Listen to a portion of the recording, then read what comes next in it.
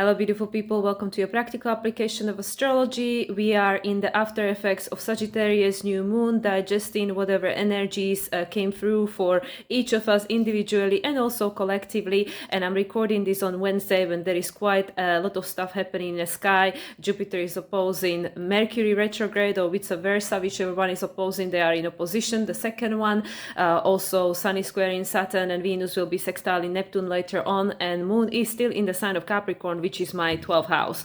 So I am going to do my best. I don't have any particular script to talk about. Mercury is still retrograde, so do excuse. Jupiter also as the current ruler of Mercury, and Mercury is the current ruler of Jupiter. They have this mutual reception going on there. But I will be releasing this on Thursday when Moon is already in the sign of Aquarius and Sun will be conjuncting Mercury. So we'll have the beautiful Kazimi going on. So I'll leave this for then. But this is the only day I can actually record this video, so I've decided to show up, and I'm going to do my best. So here we are. So before we dive into anything, I would like to open this space for my higher self, spirit guides, angelic team, ancestors, starseed family, and ascended masters, all the beings of light, everybody that wish to be present to contribute to this conversation.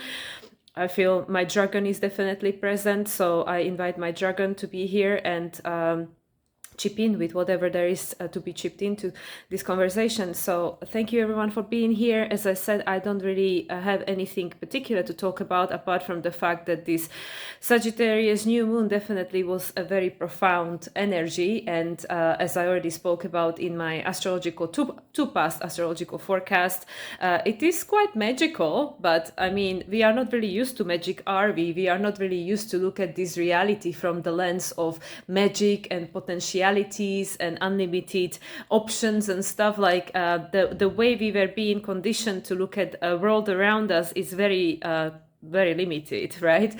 That there are all these belief systems and programs that we are most living by that are making our life quite small. They are making our expression quite small.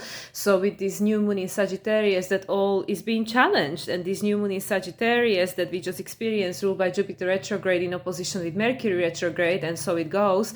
But there was this beautiful grand fire trine present, which is still technically present, but moon obviously moved now, but Sun is still there. So Sun, Mars, and North Node had this beautiful grand fire trine. And this is all about creation. It's about creating this new that you not yet see manifested in your reality. And as I've been sharing in my past few videos, this is definitely the process that I am going through in my personal experience right now, where I am trying that I know that sometimes it's like, okay, you're trying too hard. I am focusing, I'm becoming aware, and I'm focusing on reprogramming my limiting belief systems, because yes, you know, whatever you believe, you're going to manifest, you're going to find the proof for. So for me personally, the reality that I very suddenly and very recently came to desire, it's not yet manifested in my current reality. So in order for, this is like me personally, but I'm sure this is the same for you, this is the same for everyone, in order for you to manifest the reality you wish to be experiencing in a manifested form, we need to shift something with regards to who we are, how we think, how we are identifying the world around us. But again, going back to the basics, back to the program, back to matrix, the way we were being conditioned to live this life is very limited. It's very like, you can do this, you can't do this, this is possible, this is not possible. And this is what this Sagittarius new moon is challenging. But with all this retrograde energy, is very inward process. And that's definitely something that I can attest to, that I've been very, very hermiting. But then, as I just mentioned, moon is in my 12th house. So I feel very like secluded and very melancholic in a sense. And this is all an opportunity to dive deep within and find your own truth. Find what is that thing that you desire, in what is that thing that would bring more meaning and sense of fulfillment in your life. And as I've been sharing these past two videos, you know, I became quite relationship oriented in this later stage in my life, in my midlife crisis, so to speak, beginning of. And yeah, I've been very, very fortunate that the way spirit works with me is that I always get introduced the material from different creators who are a little bit ahead of me on the journey. or quite a bit of a bit ahead, whichever way we want to look at it, even though spirit is not hierarchical, just like we are here currently, but that's gonna change. So anyway, so into my consciousness, and material is always brought forward when I'm ready to receive it and when I'm ready to learn that lesson. So I've been, as I already previously mentioned, definitely diving deeper into work of Erin Lyons, who is very much about quantum field and manifestation from the invisible realm, which is the only way we're going to change this world anyway, because we cannot create different reality from the same level of consciousness. So we have to go beyond, very Aquarian. Quantum is definitely very Aquarian, the quantum realm, but also the work of Abraham Hicks, which I'm sure that probably majority of you listening to me are very familiar with, and it was on the periphery of my consciousness for quite a few years now, and every now and again I would listen to video here and there, but it just wasn't the right time for me. And actually now recently I've been binging on Abraham Hicks videos, which you can find many of on YouTube for free, and and it's the same thing. It is this quantum field thing, even though yes, like in this case we talk about law of attraction and stuff, but it is exactly the same thing, because this entire universe that we are experiencing on this planet anyway, it's based on the law of attraction, of law of mirroring and all these other laws, right? Like the law of cause and effect and stuff. And this is also something that is becoming very present in our reality at the faster rate, this necessity to balance that which is out of balance, which is also part of this Aquarian age, which we keep going back to and talking about, because it's all about the equality. Equality has to be equal, it has to be balanced. It's the Libra element, the grand air trine, which we have the Aquarius, Gemini, and the Libra. So we need to make a different choices, a different way of identifying things, see different perception of things. So the energy, the thought, the whatever can be neutralized. So there is not so much polarity from which the crises are being created, whether in one way or in another way. And this is also something that I've been experiencing in my life, going pendulum between the highs and the lows, and just trying learning how to come more to the middle point, like learning like the frequency of peace and just neutrality, or just like not being affected to such an extreme by whatever, whether it's positive or negative, just trying to hold my center. And this is definitely something that I've been learning and practicing, and the spirit is definitely looking over the process, like discipline. And this is probably the most discipline that I've been in my life with regards to my meditational routine and these things that are, I'm sure, would help everyone to reconnect with themselves, to reconnect more with the core essence of who we really are and what we build of. And this is the process that I'm undergoing. There is not really anything particular to report. There are no results. I'm like literally in the midst of it, in my cocoon, becoming a mush over here, and from certain angles and certain areas of my life becoming like the costume is getting too tight, so wanted to break free from it. But in overall, it's such an intangible energy that at least I've been experiencing in my personal life, that I cannot even verbalize it. I cannot even identify with words like what exactly is happening. Like all I know that I can verbalize, that my brain, my my ego brain can identify, is like, not many things make sense anymore, like things change, things don't make sense, things just don't add up, things just are not the same, so this is what the ego can identify, like, things are different, something changed here, but there is nothing really worthwhile to mention that would really make sense, right? So it really is this process. And as I mentioned, moon not yet even moved into sign of Aquarius when I'm recording this. By the time you're watching this, moon will be in the sign of Aquarius, or wherever, Pisces, and this is it. Moon still is just gaining light. It's not even in the first crescent, waxing crescent, which is the Taurian flavor, the Taurian aspects, which is the new foundation that is slowly being created. The roots are coming from the seed. They are being the seed is being uprooted, right? We're not even there yet. That's gonna be tomorrow. So at the moment, moon is still going through the final decan at the time when I'm recording this, final decan of Capricorn, which is Virgo decan. And yes, I seem to tend to record my videos when there is something with Virgo going on, because Virgo rules my 8th house of Scorpio. And I am on a Pluto line here after all, going through my little transformation, which I'm sure is going to be not so little with my upcoming Pluto square Pluto, which is going to happen while I'm here. And anyway, beside the point, yeah, Moon going through the sign of Virgo, it is all about learning and adjusting. Virgo is like Mercury gathers the information, and Mercury, of course, is retrograde. Jupiter is retrograde, so it's all internal process, things that are coming up from inside of us that we are processing, that we are trying to understand, but nothing quite makes sense yet. And then, of course, with Mars station in retrograde at the end of this week on Saturday, things are going to be reevaluated all over again, because Mars is going to go from Leo back to Cancer, and then, like forward in Cancer and back to Leo. So by end of April, May, or by the full moon in Sagittarius, which I already mentioned in my astrological forecast, the landscape will look very differently, because at the moment we just don't know. Like, we don't know, we can't put it into words, like what's going on. Even like I said, what you think that is more your authentic expression now, and this is, like I said, me talking to myself over here, even what we think, like, yeah, this is what I want, this is my new value, this is my new desire, this is my new need, that all might change. That all might change, because with this Mars as how Pluto acts consciously, Mars is how Pluto acts consciously, is like the lower vibration of Pluto. I mean, if you want to polarize it, because we know that, Neptune is a higher octave of Venus, Uranus is a higher octave of Mercury, Pluto is the higher octave of Mars. It's like how Pluto acts consciously, because Pluto is like, we can't really, Pluto is too far for us to understand. Like, this is our evolution. Like, we never understand what's going on with Pluto until Pluto is done with the sign that it just vacated, in this case Capricorn. So this is why so many of us, especially since Pluto moved back into the sign of Aquarius, we can really feel it now.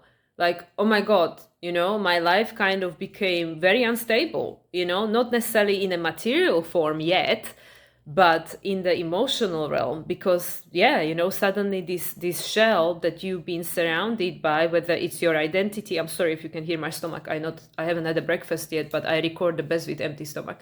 So anyway, digressing over here, scattered mind, but yeah, Pluto, what was I saying? It was about this Pluto and how we can't fully understand it, right? We fully understand Pluto when it's done with the sign, at least with regards to that energy. So now with the Capricorn, like I started saying, that we might not yet see much changed in our outer life, because everything moves very slowly over here, even though it is moving much faster, and it's going to be moving much faster going forward. But at the moment, Uranus is still retrograde in the sign of Taurus. Things are moving kind of slow now in a Capricorn decan, which is even more so. Capricorn just makes you like really go over it, make sure you mastered this lesson and stuff. So that's the thing. But already within you, things have changed, like you no longer feel that you are the same person, and you no longer probably believe the same thing or value the same thing, because everything is retrograde. Mercury, Jupiter, Chiron, Uranus, soon to be Mars, in March, Venus. So that's what I mean. Jupiter, is going to be retrograde until February. Uranus is actually going to station direct sooner than Jupiter this time. It's at the end of January. Jupiter is until February. So, so there are all these things we are processing and reevaluating, and we don't have much clarity yet. But don't beat yourself up about it, because you're not alone, and you're exactly where you need to be, because this is the process that probably everybody is going through, consciously or unconsciously. And then this is exactly what needs to take place, because once again, what I started with, in order for us to create a different reality, experience a different reality, we need to become someone different. But this is a process that is taking time and will be taking some time, because there are so many emotions attached to who we were and the reality we had. Is the Cancer Capricorn stuff, our identity, and it created certain level of structure, certain level of security, is the known. And now suddenly Pluto is out of Capricorn and is like, holy moly, what's going on? There is no structure, there is no security in this, I don't feel really safe. naming myself, claiming to be who I was, because it just doesn't feel right anymore. So there is that process that we will be experiencing and undergoing, and process we will be processing, the process we will be allowing ourselves to go through, because I mean, you can try to resist it, but it's happening anyway, while the nodes will be in Pisces, Virgo, and that's it, you know. And then in July 2026, when Uranus, Neptune, Saturn are all in new signs, Chiron, I think even by then, is in Taurus, and the nodes will move into Aquarius and Leo. That's it. That will be a very different landscape by then. So this is a preparation, and this is showing up differently for different people. And the main thing is to create this new foundation, you know, this new foundation of you trust in yourself. You might not even know who you are. You might not even be fully sure about what you want, what you desire, what you believe. Like, it's all good, you know. It's like this clean slate. It's good, you know. Not knowing anything is a good place to start, because that means that, oh, okay, the ego is not in charge over here. Because, you know, when we get to the point when it's like, oh, I know everything, you know, then it's kind of like we're not going anywhere from there, because if we are so convinced about everything that this is how it is, that is very limiting for everyone, for me included, because, you know, like, whoever said that, was it Einstein or something? I don't know who said that. Somebody said it, and I'm gonna butcher it anyway, the quote. But when they say, whenever you put a label onto something, you already limited it. You know, like, by naming something, you reduce it to that one label. That's it. You know, it cannot be anything other than that. So for us at the moment, many of us experiencing the I have no clue. You know, don't know, no clue, don't know who I am, and all this don't know, blank.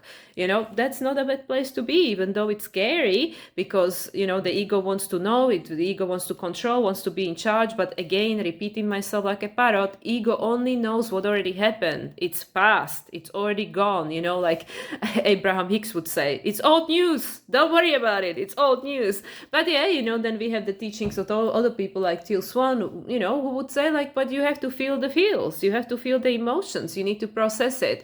But let's not stay there forever. You know, let's not stay in these feels forever. So this is the mastery that we are trying to balance. Like, yeah, you don't want to disregard how you feel, and you don't want to gaslight yourself into convincing yourself that you shouldn't feel this way, or what you feel is wrong, and, you know, just get over it and whatever. No, because, you know, again, like, there is such a thing as toxic positivity. So there is the middle point. Where is the middle point? And I think we all trying to calibrate, what is my center? What is my middle point? What does it mean? You know, because, like, for me, yeah, if when I listen to all these positive videos, Abraham Hicks, whoever, you know, it's all great, you know, fantastic. But I still have to go through my experience. And when things come up for me, I cannot just put on another YouTube video and just go like, da da da da da, doesn't exist, you know, because that's not helpful, because these emotions are going to come over and over again. So both are valid, both are present. Like, yeah, there is this potentiality, there is this opportunity, you know, for this new direction. Here are the tools, you know, there are people teaching you the tools, how you can do it. But when you are in that, I guess, emotion, well, again, I don't know what I'm talking about, guys. You know, I'm no expert here, so don't take my word for it. I'm just, you know, I'm just sharing my experience and what I've been processing and what works for me. And I've been, you know, there's been a lot of tears, there's been a lot of release, because there is stuff, you know, there is energy that is trapped in time and space that needs to get moving. And we are emotional beings, you know, we are mostly made of water, 70%, same as planet. We are influenced by the moon. I am moon in Cancer, still with moon on Cancerian Deacon. So yeah, I need to feel things. And as I shared in my previous videos, I shut down. For majority of my life, I shut down. There were years I didn't cry. Years. Because I cried so much when I was a child. And like I said, I was being mocked for it, being too sensitive and stuff. So I stopped crying, right? So there is so much stuff. And like, you know, again, going back to, you know, like what I keep saying all the time, what you are processing, releasing and working with and through, it is not just yours, you know? So this is where we really have to hold the space for ourselves, hold compassion for ourselves, have patience with ourselves, with oneself and with one another, because what we are going through right now as a humanity, it's huge. It's huge, because we are processing everything that is unresolved that ever happened here energetically. you know. So that's why, like, there are a lot of emotions that needs to be allowed to go through, you know. Doesn't mean that I want to get attached to it, or I want to identify as that oh yeah, I'm a depressed person now, that's it, you know, I'm just depressed all the time or something, and I'm not, you know. But we don't want to get attached to the emotion, but we acknowledge, okay, right now I'm experiencing a bit of a low, right? Like I said, you know, moon is still in my 12th house, so this is my personal experience. Yesterday I've been feeling very melancholic all day, and I was like, okay, well, you know, I know it's gonna pass. Moon is in my 12th house. Moon is going to move into my first house tomorrow. It's all good, you know, I'll feel different tomorrow. But right now, this is what I feel. So this is what I'm dealing with. And at the same time, yeah, I can tap into the quantum field and bring through and remember the emotions and the memories that made me feel good, right? But right now I'm feeling this, but at the same time I can do both. You know, I can feel what I feel, but also have these pockets, especially through meditation, which actually allows you to feel neutral, right? That's why I feel meditation is so highly recommended and praised by and continuously talked about by most people in spiritual field anyway, that it actually allows us to come to the neutral point, you know. It comes to the point of balance where it's just everything just like goes quiet, right? So these are the moments where, yeah, I can tune into these beautiful memories, which I'm very grateful for, that I experience, and the emotions attached to it, and bring that into my current experience. And then I know that, oh, there is different frequency available. And yeah, you know, I guess perhaps that helps me to move through the all the stuff faster. I'm not sure, but you know, like I said, I don't really have any answers. I don't really have any particular wisdom to share. I'm just sharing my process, which is at the moment like unclear. It's just going through it. So yeah, but the main thing, the main focus was like just observing, paying more attention, being more connected to how I feel, to what I'm experiencing, to what I'm thinking, so I can actually catch it if it's not something that I no longer actually resonate with or believe or wish to be regurgitating going forward and stuff. And this is what I feel like this Jupiter and Mercury. I mean, Mercury is conjuncting my Uranus 3 times over there in Sagittarius, and Jupiter is coming closer to my Chiron. But yeah, you know, like we are all going through this process. It just looks different for different people, but everybody is feeling this in some way, where people are just confused. And I mean, yeah, like I mentioned, Venus is making a final sextile to Neptune today from Capricorn before she moves into Aquarius this weekend, and conjuncts Pluto. And Neptune is still retrograde until Saturday, right?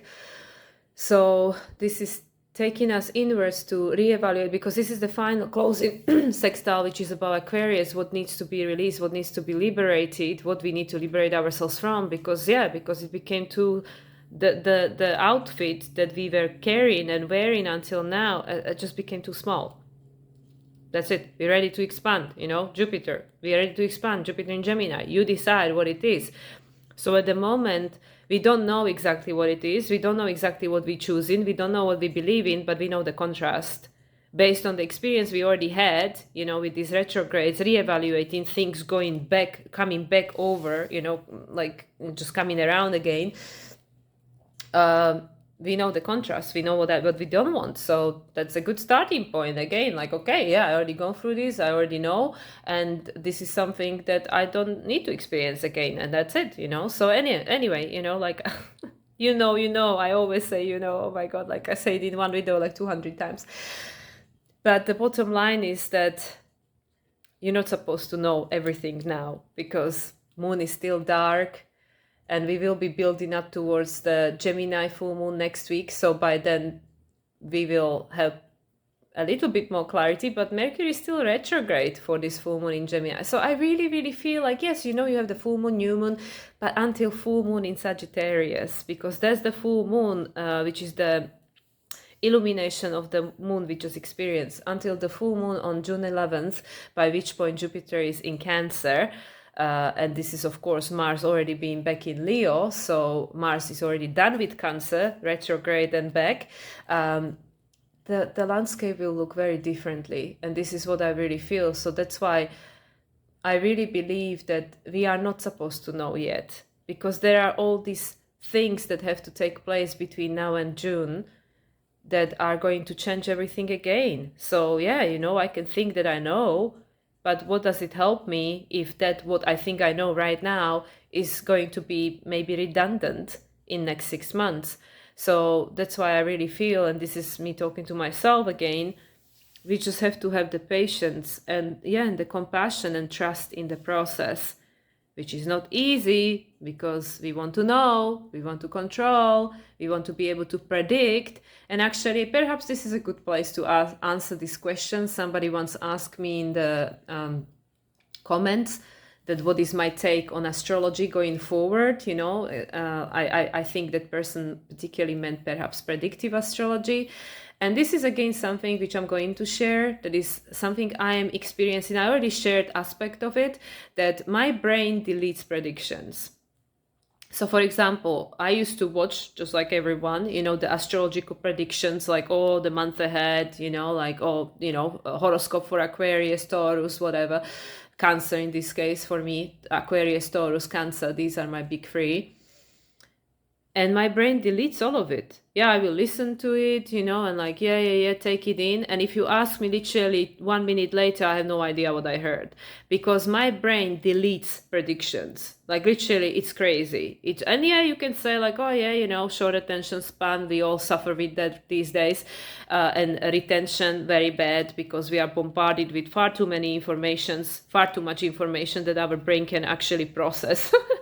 But, what I really experienced now, recently, literally yesterday, was that it actually doesn't serve me. And I guess that's why I'm wired that way, that my brain naturally deletes predictions. My brain just doesn't care about prediction. It's like, and then that's why I usually always, it doesn't mean that I don't watch anything, I still watch some tarot readers, and I will definitely, every month I watch Lee Harris, his energy update for the month ahead, and Elunia. And there are a few people that I follow that I will tune into. I don't watch astrologers. I'm very transparent about that. I do not watch any astrologers. I do not watch any astrological stuff at all, because, busman's holiday. Why would I want to watch astrology?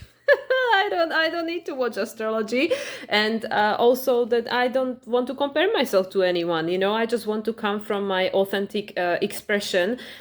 Whether it's right or not, it doesn't matter. It's mine, and people either resonate or they don't, and that's good too, and I'm also, each to their own. If people find a value in watching whatever they're watching, it doesn't matter what they're watching. Some people find value watching news, like my dad, I don't find the value in that at all, never have. But who am I to, to say what should hold value for someone else? This is where we have to be careful about our Jupiter, and our belief system, that my truth is not everyone's truth, and that's perfectly fine, but I am authentic with myself. This is, what does or doesn't work for me. So anyway, so going to the predictions, and I'll come back to the question, about astrology and predictions. So how it works in my life, as I already started saying, my brain deletes predictions, which is why I have to rewatch everything at the end of the month. Literally everything that I still watch with regards to the energy or topic or something for the upcoming month, I have to rewatch it at the end of the month, because I remember nothing. My brain just doesn't hold this information. And then I go, oh, okay, yeah, that happened, or this is how it happened, or it didn't happen. And then I can integrate.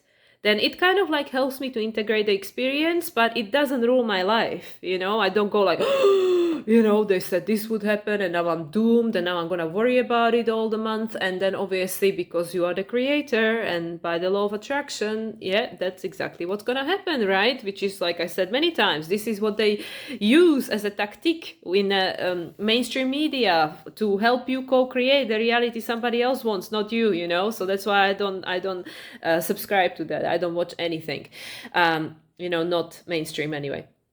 Well, I watch stuff on YouTube, but not people that are considered mainstream, I suppose.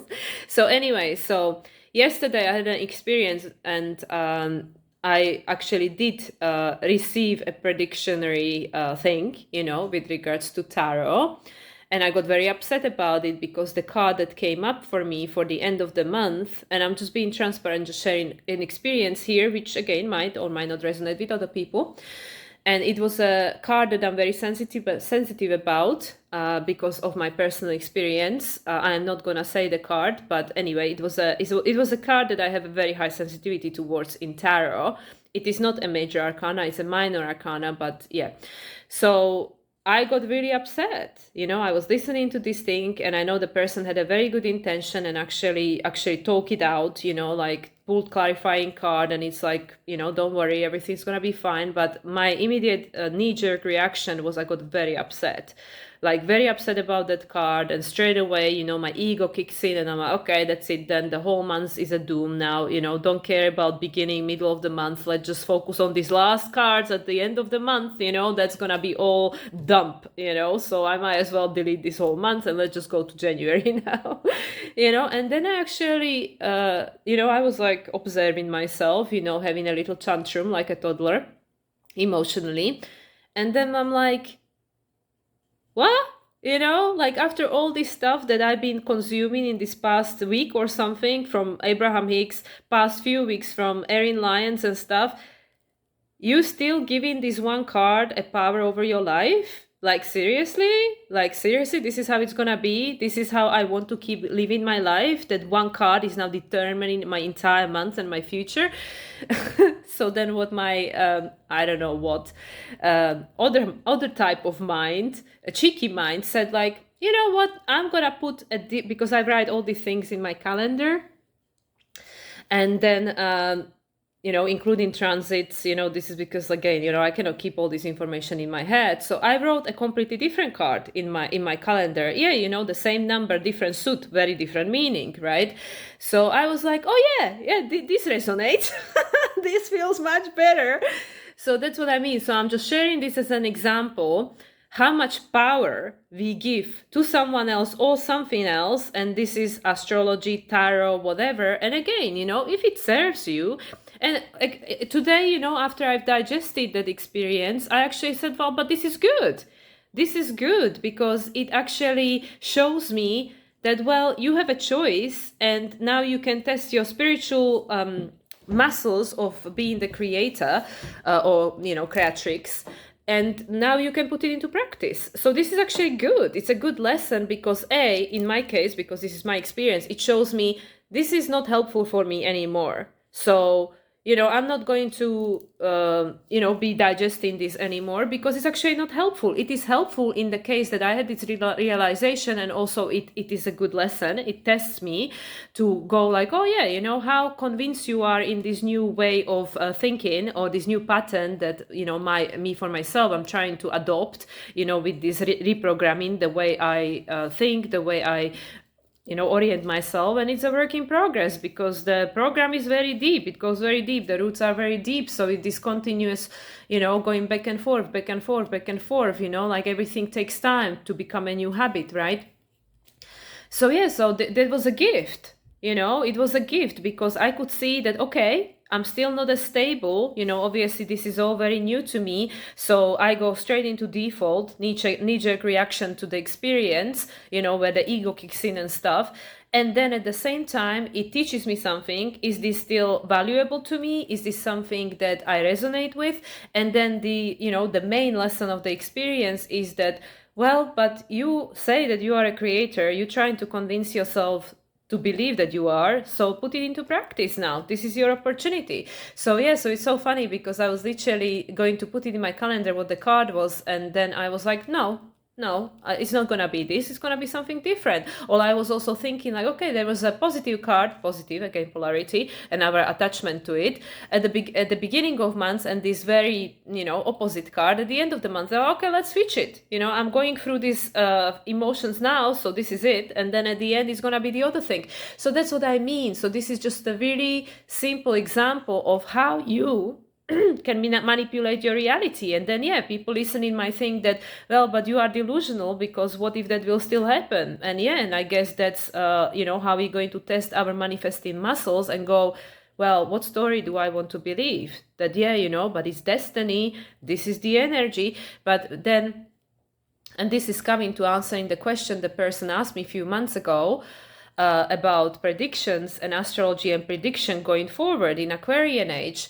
Well, this is my humble opinion. I'm not saying I'm correct, but the more people embrace who they really are and become awakened to who they really are and learn to master their emotion, which work in progress with this Cancer moon. Like I said yesterday, I was really upset about it, and it kind of influenced a big part of my day. That one card, which it's just a card, right? It depends on how much meaning I want to give to it.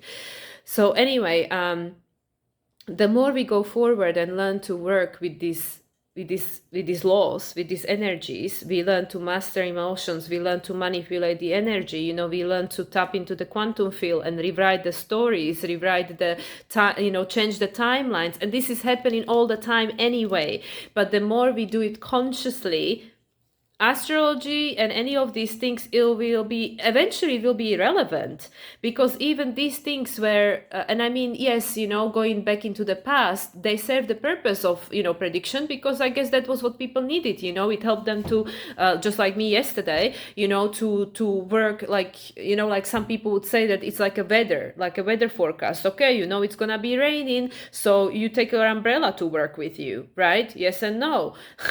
I mean, yes and no. Now everything is possible to be changed, right? But anyway, so I'm circling around, not answering the question. Let's focus. I don't think predictions will work anymore going forward. The more people will master their life, the more people will become conscious creators of their reality. I really don't think it will work, because these things are tools. They are tools to help us understand ourselves, but they are not tools to control our life, which is something I am still experiencing after doing readings for 2 years. And I've done hundreds, if not thousands, of readings by now. People still come up with this question, oh, but I have this going on, even me, Pluto square Pluto, and anything can happen. I might completely step into my power and shed all this stuff that is, blocking me from it, or I can, whatever can happen, whatever story I want to attach to. So still not answering the question. All these tools, divination tools, they are to support us, they are not to control us. Astrology, your astrological chart, your transits, your solar return, your progressions, they are not to control your life. They are just helping you to understand where you at, be a tool, and you can always change it. And this is the thing we will be really mastering with Uranus in Gemini, because the manifestation will be probably instant, right? It will be very fast. And Uranus being the ruler of Pluto now until 2043 with a break. So that's what I mean. So this is the excitement, this is the Sagittarius new moon. This is the new story we are creating. We are entering into a completely different chapter of humanity, where you design your own game and you choose everything in it. What it will look like, who will be there, how these people will act, everything, you design in everything. So going back to astrology and tarot, it reads the energy of the moment, but then you choose, do I want to continue in this timeline or do I want to change it? So for me, do I want to give this one card that I feel very sensitive about? So obviously there is a wounding, that is showing me something is unhealed, something is out of balance, because at the end of the day, it's just a card, we attach meaning to things. The things don't mean nothing until we attach meaning to it and put a story around it, right? Do I want to continue a trajectory, which of course I would if I stay in that emotion that I felt when that card got presented to me? Yeah, do I want to continue the rest of the month on that timeline? And then, that card will definitely manifest in one way or another. Or do I now, I acknowledge this is in my field because of everything that I personally am going through in my life and is still present to a certain extent energetically? Or do I want to choose a different timeline? It's up to me, right? It's up to you. It's up to everyone. We all decide. And this all sounds really wacky and it all sounds really cuckoo, and this is where we at as a humanity. In order to create a different reality, in order for me, you, all of us to have a different experience, different life, and to experience this reality differently, everything has to change. And the main thing that has to change is how we connect with the reality, Gemini, Libra, and then Aquarius. right? And at the moment, Mercury is retrograde, Jupiter is retrograde, Venus is going to be retrograde, you know, at the beginning of next year. Venus, I believe, is retrograde for the entire eclipse season. I could be wrong, but I have a feeling, because I think she's retrograde for a month. So she will definitely be retrograde for the first eclipse, and my Pluto square. So that's what I mean, you know? So this is literally, it's a work in progress, but it's important for us to pick up on these things. So yeah, so is astrology going to work going forward? Only for people who choose to believe it.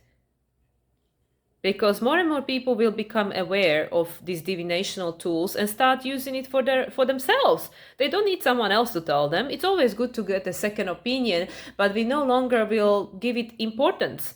Oh, this person said that in my reading or my prediction or whatever. Pull this card for me, so that's it now. I'm just gonna sit here and wait for it to happen because I'm doomed or something.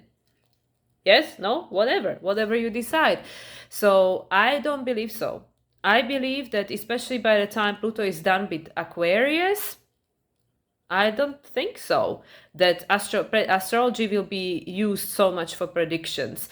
Even evolutionary astrology, which is the one that I'm playing with, I don't know whether it will be needed anymore. Because if people are not going to step into their empowerment within next 20 years, I don't think I'm not sure if they're going to be here. That is the honest truth. That is not universal truth. That is what I believe, my truth, right? This is my beliefs, you know. So yeah, so going forward, astrology, I feel, is just going to be used as it was used in, I guess, Atlantis, you know, in an old ancient civilization, just for you to understand yourself and for you to co-create with the universe, because this is all part of you, you know. This is the source. This is just to help us understand, like, okay, yeah, you know, how do I want to work with this energy? The energy is here. You know, the energy cannot be destroyed. So yeah, the energy is here. The new moon is here. The full moon is here. All these opposition squares, whatever sextiles that's happening today, it's all here. The energy is here. That is a fact. You know, the energy is happening. The energy is here. But what does that energy mean for you? How is it going to show up in your life? Because we're talking about archetypes. You know, there is so much, even if you talk about any of the zodiacal signs, there are so many characteristics that are attached to the zodiacal sign. Now, which frequency you want to get attached to? You know, the Taurus is slow and lazy and stubborn, or the Taurus is your self-love, self-worth, foundation of your reality, the roots, that which nurtures you, you know, and supports you in your growth. You decide. You know, all is true. Just you decide which one you want to cherry pick. And this is, again, when we go, especially Virgo, you know, like, but which one is it then? You know, give me the facts, you know. There are no facts, because Jupiter, well, you know, Gemini, Sagittarius, Virgo, and Pisces are all mutable. Nodes are moving into mutable signs for the next year and a half from January. There are no facts. There are some things that are facts, you know, like, yeah, you know, the universal laws, of course, and like I said, yeah, you know, there is stuff happening in the sky. Yeah, this is happening, you know, this is the weather forecast. But what the energy means to you is up to you. So to answer that person's question about astrology and predictions, I don't think so. I don't think people will care much for a prediction. Even now, you know, more and more people, I feel, are going to astrologists to understand themselves rather than for someone to tell them, like, oh, how should I live my life and what should happen? You know, what should I do? Well, at least that's the kind of people that come to me, not the people that are looking for answers to these questions. They try to understand what the hell is going on in my life and how can I work with this? Because I'm not going to tell you what to do with your life. Absolutely not. That is your responsibility. So, yeah, so this is the Aquarius. This is the Pluto in Aquarius, stepping into your power by claiming it. So anyway, we just gone in a completely different direction with this. But yeah, astrology, it's a very beautiful, powerful tool. And also with regards to what's going on in a, you know, in a collective stage, what's going on with humanity. Do you think these people don't know astrology? The people that are in charge of the world, that 1% of population? Of course they do. But at the moment, they can use it to their benefit because most people believe in it. That, oh, I'm doomed and this is my karma and this is my destiny and stuff, and there's nothing I can do about it because this is my chart. They know that. And this is why the more people work on themselves and more claim their power back and find that point of neutrality and become the masters of their emotions, and literally it's just so amazing. It's like these, you know, action heroes. It's like that, you know. The more we become that, the less these people, you know, the contrast, the shadow players, the people that are helping us to awaken, so it's just the polarity of the same thing, the less they will hold the power over you. It's the same like with astrology. You know, the less the predictions of astrology will hold the power over you, because you create your own reality. You choose your own timeline. So in this case, I'm bloody choosing my own timeline, which is different from the meaning of that card. And I'm going to work on that for the rest of the month, to focus on this different energy that I chose for myself. And let's see how it goes, right? This is work in progress. This is us going through school of life and learning to master new skills, new lessons. So anyway, guys, I think that's enough of my rant for 45 minutes, having nothing to say and just keep talking. So let's just turn to cards. Says she after she spoke for 15 minutes about don't worry about the cards or astrology. I'm saying 20-year process. I'm not saying right here, right now, you know. I don't listen to astrologers, but I like my cards. But, you know, just as I just explained, they still affect me because I allow them to. But it's always good to have the, you know, the second opinion, as long as we don't give it our power. So full of contradictions over here. But anyway, it makes sense to me in my head. That doesn't make much sense. But I'm going to pull some cards because I want to read the energy of the right here, right now. And based on what is going to come through, you can choose if that resonates with you.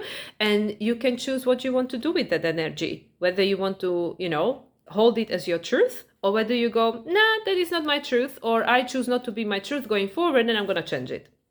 And this is how you are learning to become your creator. So let's allow cards to help us.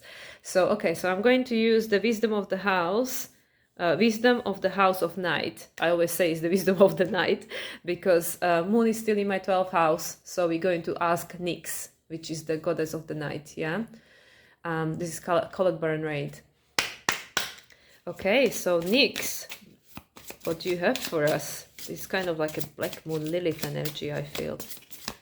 Because the moon still doesn't have all that much light. So what is the message from the moon? Okay, invisible. Number 16. Look, I think most of us, including myself, we don't really see ourselves.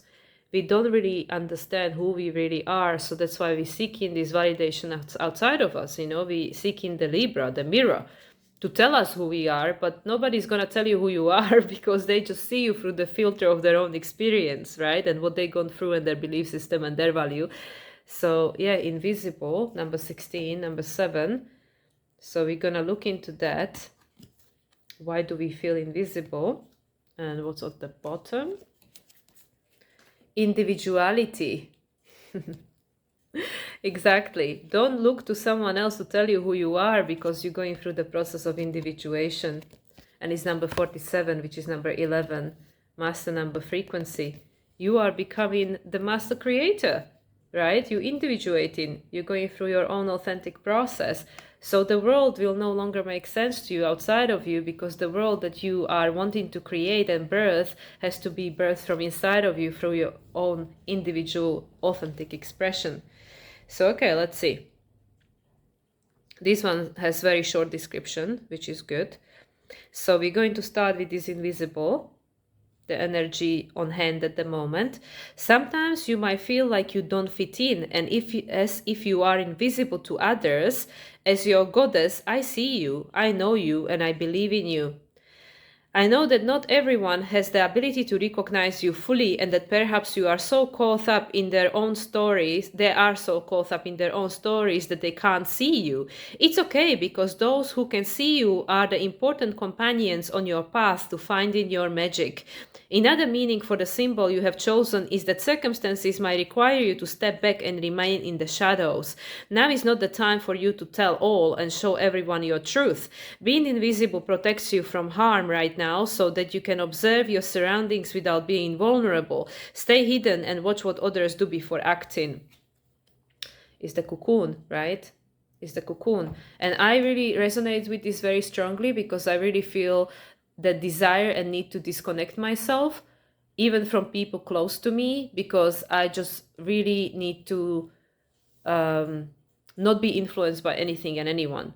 Even though the people around me might mean well, and it's 11:11 right now, even though people around me might mean well, but I am going through my gestation, through my process of metamorphosis, and sometimes, like, what people mean as help, is it not helpful to me right now? So that's why I really deeply resonate with this card, because it really is that the world don't see you the way you want them to see you, or you, like, the world is also helping you to see yourself, because you're never gonna be seen exactly for who you are. You need to see yourself first, and then the world will see you that way. We will not find our authentic expression outside of us before we claim it, before we embody it.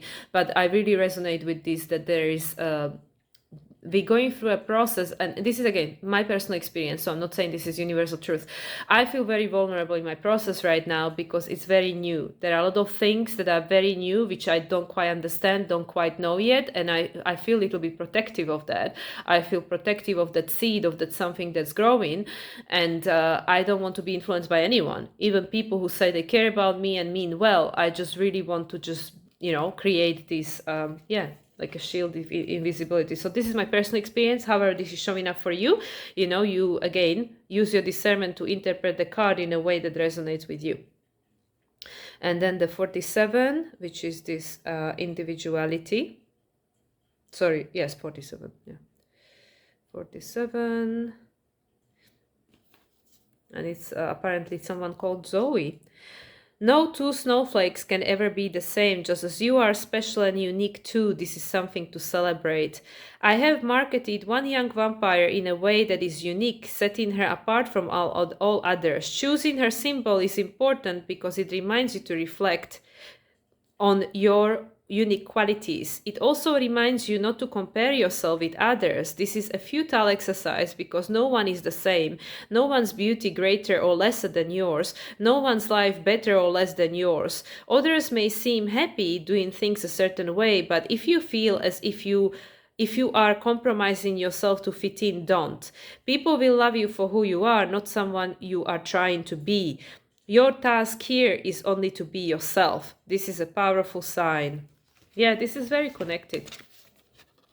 You are being cooked. You are going through your own process of learning to see yourself for who you really are authentically, which is very different from anyone else. So that's why, having other people trying to influence or project stuff onto us with the South Node in Libra, it's just not helpful. It's just not helpful because most of us that are experiencing this consciously at the moment, are going through this process like, I don't know who am I going to become, and I don't want anybody else to tell me their opinion. I just want to allow the process to unfold on its own, and then at the end of it, I'll have more clarity, but it will be my clarity. Even if it's wrong, it doesn't matter. But, it's that individuation. Yeah, I think it's so powerful, so amazing. And now I'm going to use a deck, which I never used for public. I used it for myself, which is called Magic of You Oracle. It's a little bit like shadowy.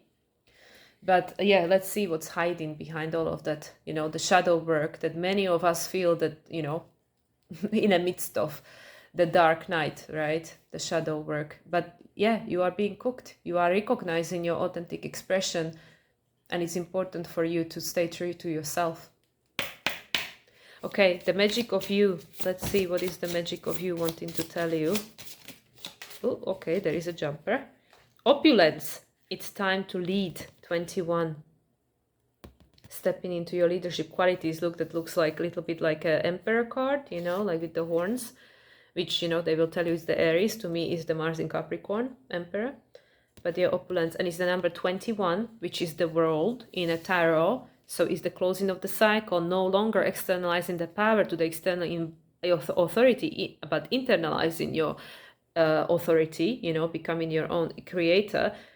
And yeah, leading your life, and then being the example to others, just like I just was saying now. Like, no, you decide. Do you want to believe tarot? Not necessarily believe. Do you want to give it your power? It doesn't mean that I don't consult. I do. I love my cards. I love astrology too. but to which extent we allow it to, to disempower us, you decide. So yeah, opulence, and let's have a look at the bottom. Panacea. This one was winking at me when I was shuffling. There is a solution for every problem, and it's a 23 card. This is like you are unbounding yourself. A lot of us, and it's interesting because again, I feel like the Capricorn here, the Devil card, that a lot of us are feeling like bound, that, oh, I have no choice, I'm bound. But look, the person, and there is a snake on this other person's foot, the transformation that is helping you to release yourself. And yeah, 23, number 5, which is the number of change. Yeah, we are going through the process of transformation in order to step into our leadership. So let's see, opulence. Oh, and the Panacea came up straight away. That card really wants to speak. So, okay, opulence. We start with this one. It's time to lead. There is a great wisdom in going with life's flow and choosing battles, conflicts, and accepting change wisely and peacefully. There is also a time to assert your authority and trust your wisdom and leadership skills. People and situations are now looking to you for guidance. Wear your success and assets proudly. They are well earned. It's time to be a light so that others may follow.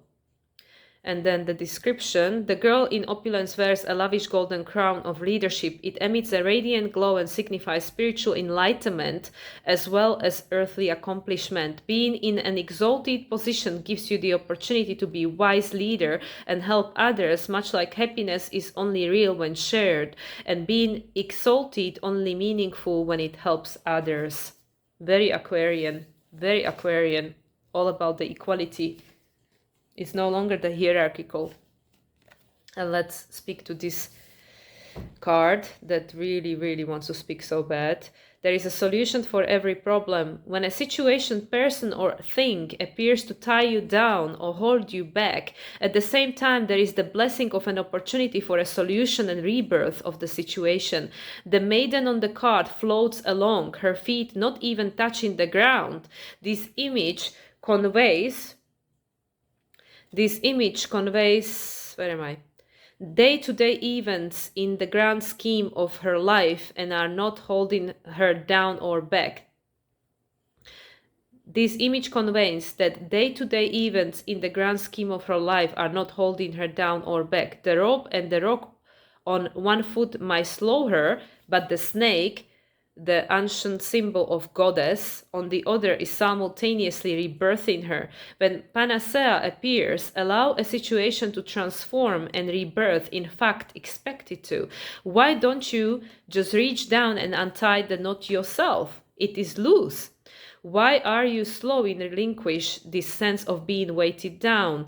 Why are you holding back your own magnificence? When we feel circumstances are limiting us, we should consider that maybe we are fearful of change, of being all that we could be. This card also represents the proven limitations of the patriarchal system and mindset, and how the goddess is surely rising as the snake-clad foot floats higher. Rise above petty squabbles and situations that would see the divine feminine suppressed. Honor the divine feminine in your life. The indigo blue flower, where is the flower? Speaks of eternal wisdom, the wisdom of child, the wisdom a child is born with and then forgets. Simplify things. Remember you were born knowing. Let your life grow. It is time to let go of your fears and explore the next adventure.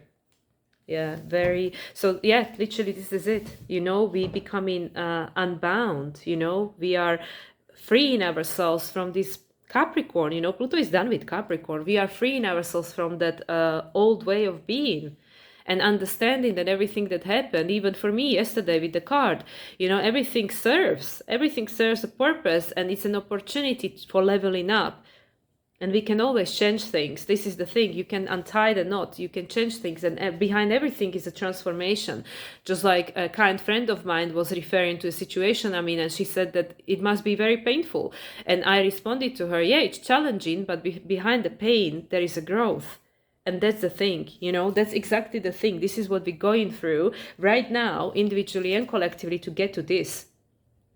You're not going to get to Capricorn without going through the 9 previous signs. And you're not going to get to Aquarius without going through Capricorn, even though everything is connected. But that's what I mean. In order for us to become conscious creators of our reality and feel in charge and experience the reality that we are consciously creating, we need to understand what is preventing us from that and release ourselves from that. Claim it. And also understand that I've been creating it all along. I created everything in my reality. So just understanding that, okay, was not here to hold me back. This was here to show me what it is in my subconscious mind that is holding me back, because it's unresolved or suppressed or whatever, stuck from the past, past this life, previous lives, ancestor line, collective, everything. This is perfect. Yeah. I was like, well, I don't know if I should use this deck. It's a little bit dark, but yeah. Absolutely. And this is all helping you to see yourself in your true authenticity. It's perfect. It's perfect. I can't say any more. Okay, we're going to speak to Rose Oracle, because it's the unfolding of the flower you are becoming, which is unique, and your time of unfolding is unique to you. Don't compare yourself. You can look at the roses. Some are still a little bud and some are already falling to the ground. So let's ask the Rose Oracle from Rebecca Campbell the process of unfolding, which again is going to be unique to different person, but let's just ask generally for the collective. Where are we as a collective with regards to the process of this unfolding and blossoming? Okay. The second bloom. This is so perfect. The second chance is never too late. New possibilities. Exactly. You are freeing yourself. It's never too late. Exactly. This is a new chance. These cards are very subtle, so there is not that much going on in a card. You can see there is a person there, amongst the petals with the, hands outstretched. This is a receiving, outstretched, pointing to the sky. The divine feminine, the receptivity, the inner goddess, the receiving the guidance from within, from inside out. And the second chance for humanity. We are here to do it again, but do it differently this time. So it doesn't lead to self-destruction of civilization as before, but to going beyond that hump and creating something completely different. And then at the bottom is Mother Rose, returning to each other, compassion, humanity. I mean, come on. I don't use this again. I don't use this deck often. It is, because it's quite unique, let's just say. But this is perfect. Returning to each other, compassion, humanity, Mother Rose. This is the Pluto in Pisces, the unity consciousness. I'm blown away, seriously, by these cards. And that's what I mean, they're just reading energy. Do you think this is your truth or not? Do you decide? To me, this is my truth for sure. I believe this. I believe that this is happening for humanity, that us as a humanity and also us as individuals. And this is why I also mentioned this in my previous videos and my collaboration with Adrian. We are going through a life review right now and deciding about our next life while being in this lifetime, what do I want the rest of my life to be? This next chapter, So that's literally what it is. A second chance for you while you incarnate, and for humanity and for the world, for everyone. To co-create together from a different place, a place of equality, not division. So second bloom, let's see. That would be probably somewhere at the... here we go. Second bloom, so that's this lady. A second chance is never too late, new possibilities. This is a card of second chances, new beginnings, regeneration, and reinventing yourself. It's never too late to surrender to what's blooming within you. All that matters is that you surrender to the buds that are longing to grow and be known. No matter your age or what might have previously occurred, this card is an invitation to surrender to a second bloom, to welcome the new and share it with the world, to acknowledge the secret passions, longings, creations, and yearnings and let them bud and bloom. If we properly allow things to end, new beginnings will always come. If we surrender to the cycles of life, after winter, spring will always return. If we tend the seeds in the fertile earth, they'll eventually emerge. Just as we think the season's over and winter's drawing near, some roses bless us with an unexpected second bloom. If this card appears in a spread, it's likely sign that you too are set for a second bloom. Perhaps you have a creation that's waiting to be brought forth, or maybe it's a new relationship or passion in your life. Maybe what's waiting to be born is a new version of you. The more open we are to change, the more open we are to life. The more open we are to truly live. The more open we are, to life, the more open we are to being born again anew. Yes, this is what it means to truly live, being open to saying yes to life. So when you eventually take your last breath, you'll do so while still fully living. Soul inquiry, what unexpected thing wants to bloom within you? And I guess this is what we're discovering, with this new moon in Sagittarius. Because it is going to be different for different people. Don't compare yourself to others, which is not so easy, living in this society where we were conditioned to do exactly that. And always feeling luck and failure. Okay, the Mother Rose. Return to each other, compassion, humanity. A sacred symbol of the feminine, the rose, has been here for much longer than us. In times ancient, garlands of roses were placed around statues of mother goddesses in worship of her. We are all her children. She connects and unites us all. If we trace her roots far enough, maybe we'll find our way back to each other. We are living in time of great division, learning and unlearning. We're together mending the thread of humanity. This is a card of returning to union by facing what's been broken, separated and severed. To realize that we're all human, and while harm has been done, what's needed now is for us to acknowledge what's happened and endeavor to find a way to return to each other. To realize that it's possible for two people to have a different experience at the same time, and that both can be truth.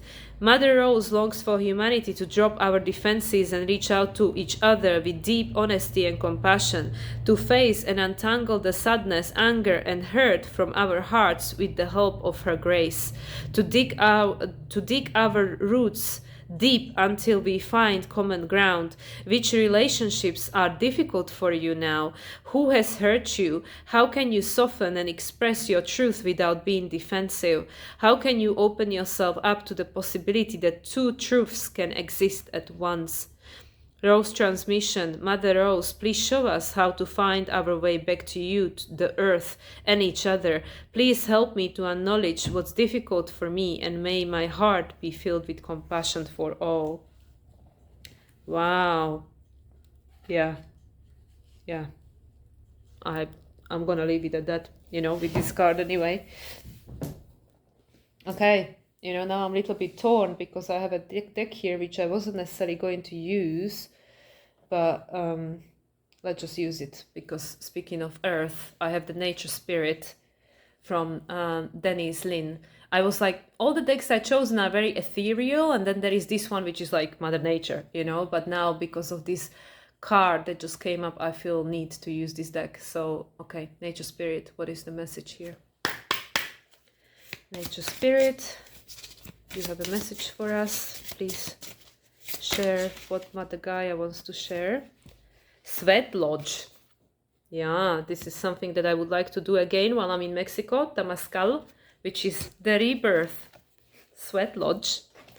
Being reborn. Confirmation, And Spirit on Fire. And if anybody watched my previous video, I was pulling the fire cards from the elementals.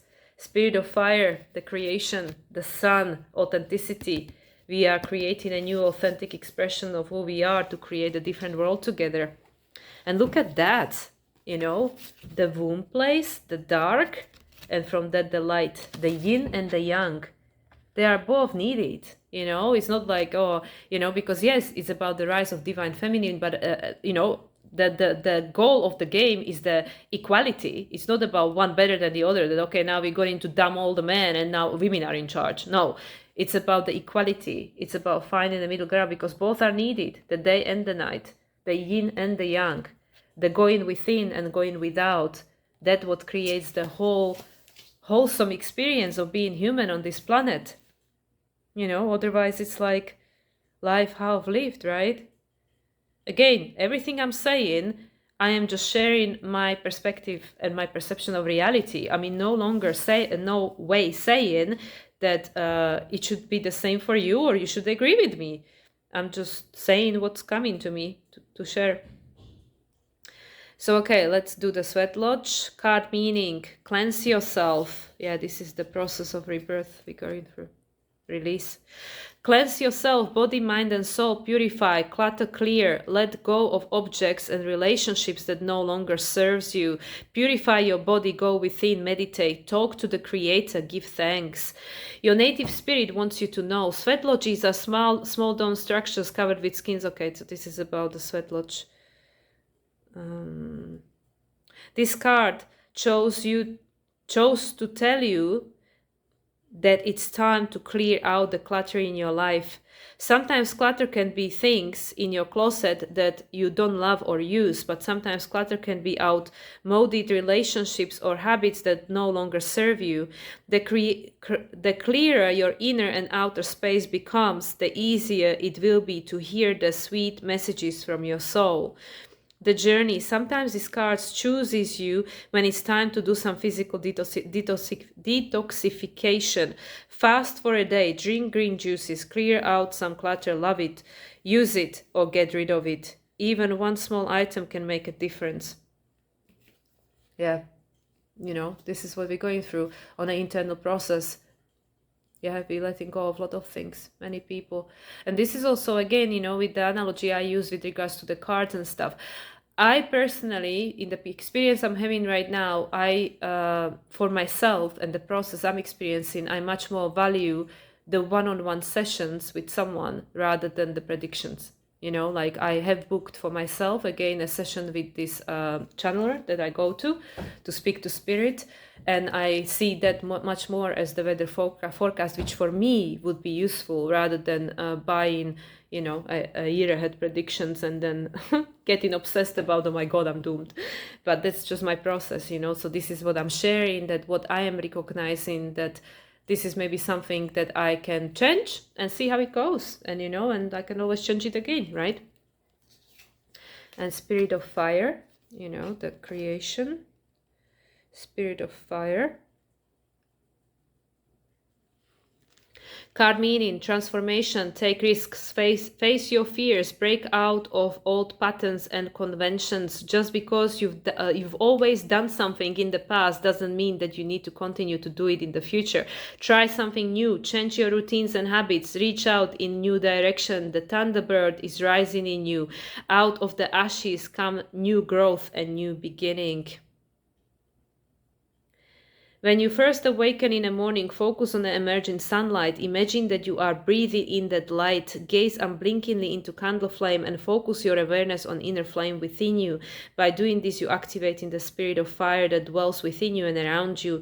Imagine yourself to be a single candle flame in a campfire, a forest fire, electricity, lightning, the sun, stars. Affirm, may the light of the sun illuminate my heart, that my heart may illuminate the world. Yeah, okay, I'm not gonna read the whole thing, but technically, you know, it's exactly what I was saying before I read the description.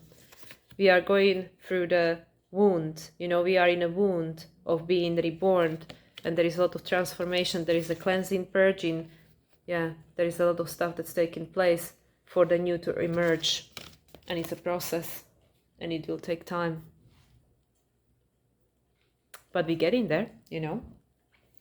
Okay, we are quite far gone with the time, so I'm just going to probably use one deck. I'm going to reach for this one because this is the deck that I wanted to speak on Sunday, but I chose the Oracle of Delphi instead, and this is the Wisdom of the... Let me see. I always get the title wrong. Okay, now it closed. Hidden worlds, oracle of the hidden worlds. Okay, oracle of the hidden worlds. So yeah, we started with the hidden, you know, with the Nyx, and we're gonna you know, end with that, I guess. Let's see what comes through. Okay, oracle of the hidden worlds. Okay, there is a card. Full moon temple. Full moon temple. This again is telling me about the full moon in Sagittarius. Celebration, peak, transcendent moment.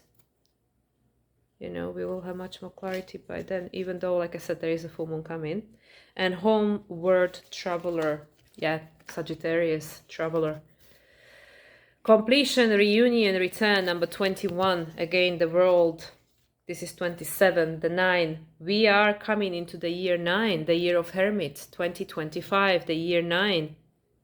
Yeah, a lot will be illuminated to us. You're coming home to yourself, place where you expand, 21. There is a chapter closing for humanity, new one is opening, and that's why we're going through all these other cards that we just pulled. All these other cards, this is exactly the process we're going through.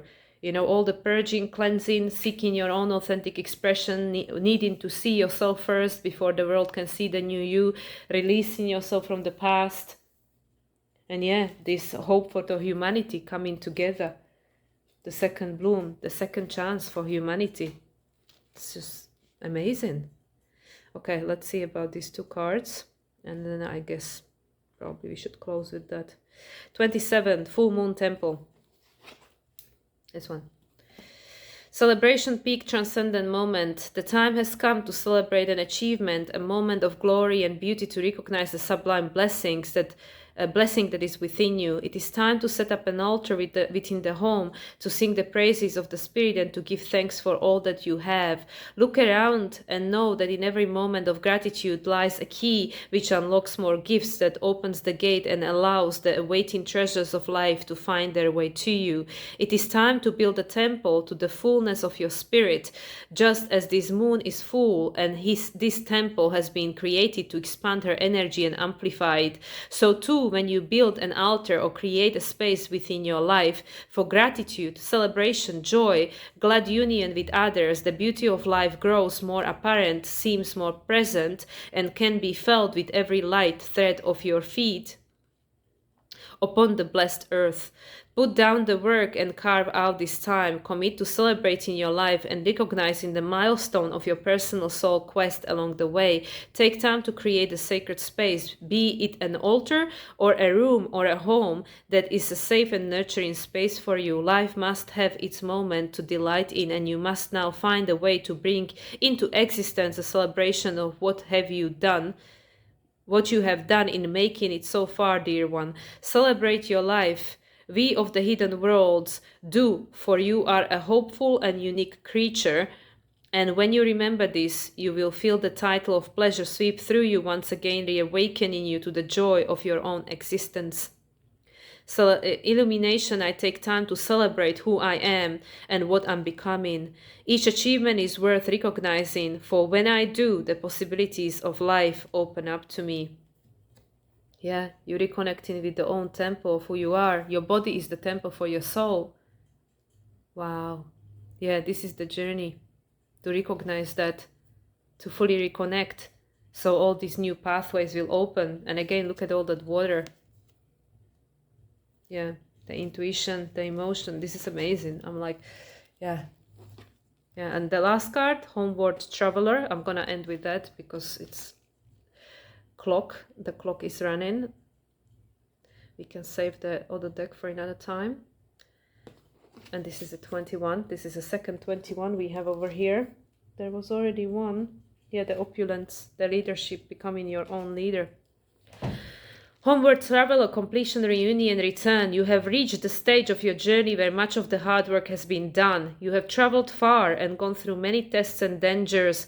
There have been moments where you feared you would not make it and wondered whether this journey was worth facing the trials and finding a way through the obstacles.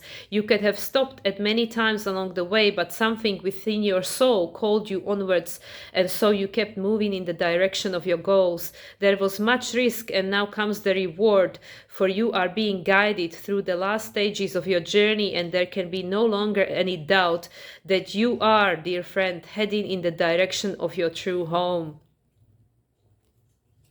This home may not be a place or even people. It could be a state of being, a place of balance and love that is found within. It could be a place in the outside world, a home you have longed for and now are close to creating. Or it could be that you have been through many struggles and suffered, and that now there will be a time of peace, of harmony within. You are returning to love, to a place where you can most truly be yourself, and this will bring union, completion, and sense that you have found where you are meant to be. Illumination, I am finding my way to where I am meant to be. Home is within me. I'm like, come on, the 2 cards, all the cards are telling you the same thing. So yes, this was at the bottom. Don't give up. We almost there, almost there. Even though everything you see outside of you, or most things, are probably contradiction, is the contrast, but that just means how close we are, Don't give up. You're almost there. It is the time for the higher self to be embodied, to help to co-create, and for the cosmos, for all of us to come together, to unite. Second chance for humanity, co-creation with your higher self. Stepping into your leadership, releasing,